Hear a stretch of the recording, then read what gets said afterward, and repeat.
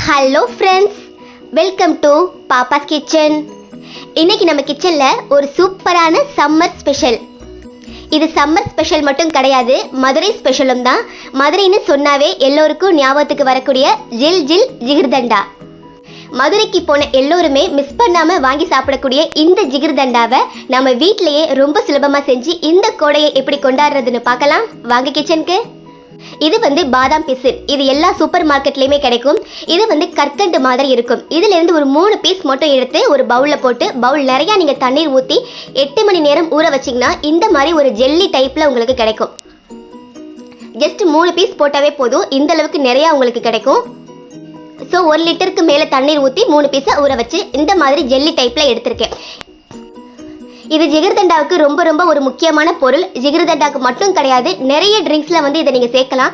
சம்மருக்கு ரொம்பவே உடலுக்கு குளிர்ச்சி தரக்கூடிய ஒரு பொருள். இன்னைக்கு ஜிகிர்தண்டாவில் எப்படி சேர்க்கறதுன்னு நம்ம பார்க்கலாம்.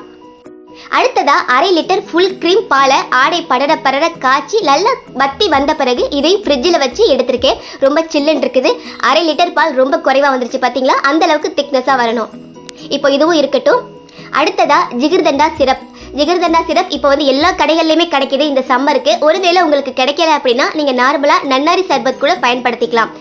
பட் ஜிகிர்தண்டா சிரப்பில் அங்கே நம்ம மதுரையில் குடிக்கக்கூடிய அதே கலர் உங்களுக்கு கிடைக்கும். அந்த ஃப்ளேவரும் கொஞ்சம் நல்லா இருக்கும். இப்போ ஒரு கிளாஸில் நம்ம ஊற வச்ச பாதாம் பிசின் ஒரு 2 ஸ்பூன் அளவுக்கு இதில் சேர்க்குறேன். கூடவே நம்ம ஜிகிர்தண்டா சிரப் ஒரு ஸ்பூன் அளவுக்கு மேலே சேர்த்துடலாம். அதுக்கு மேலே ஐஸ்கிரீம். ஜிகிர்தண்டாவுக்குனே ஸ்பெஷலாக சுகரை கேரமலைஸ்ட் பண்ணிட்டு ஐஸ்கிரீம் செய்வாங்க. அது கொஞ்சம் கலர் லேஸாக ஒரு ப்ரௌனிஷ் கொடுக்கும் உங்களுக்கு.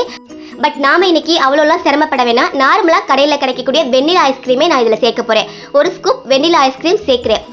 அல்லது நீங்கள் வீட்டிலேயே செய்கிறதா இருந்தால் சுகரை கேரமலைஸ் பண்ணிவிட்டு நார்மலாக வெண்ணிலா ஐஸ்கிரீம் மாதிரி செஞ்சுடுங்க. உங்களுக்கு சரியான ஜிகிர்தண்டா ஐஸ்கிரீம் கிடச்சிடும்.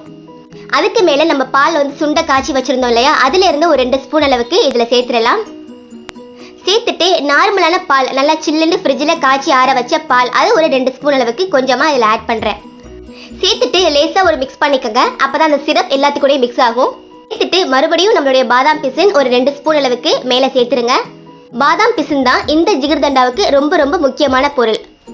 இதுக்கு மேலே மறுபடியும் ஒரு ஸ்கூப் ஐஸ்கிரீம். அதுக்கும் மேலே நம்மளுடைய ஜிகிர்தண்டா சிரப் அது ஒரு ஸ்பூன் ஆட் பண்ணிக்கலாம். அல்லது நீங்கள் சுகரை கேரமலைஸ் பண்ணி வச்சுருந்தீங்கன்னா நீங்கள் அது கூட சேர்த்துக்கலாம்.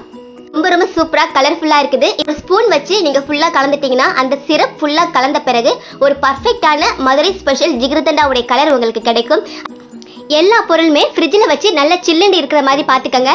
சுகர் குறைவாக இருக்கும். ஸோ தேவைப்பட்டால் சுகரும் கொஞ்சம் ஆட் பண்ணிக்கோங்க. அவ்வளோதான், நம்மளுடைய சூப்பரான ஜில் ஜில் ஜிகிர்தண்டா மதுரை ஸ்பெஷல் இனி உங்கள் வீட்லேயே ஸ்பெஷலாக இருக்க போகுது. ஸோ மிஸ் பண்ணாமல் இந்த சம்மருக்கு இந்த ஜில் ஜில் ஜிகிர்தண்டாவை செஞ்சு பார்த்துட்டு எப்படி இருக்குன்னு கமெண்ட்ல சொல்லுங்கள். நான் சொன்ன ரெசிபி பிடிச்சிருந்தா லைக் பண்ணி ஷேர் பண்ணுங்கள். மறக்காமல் சப்ஸ்கிரைப் பண்ணுங்கள். தேங்க்யூ.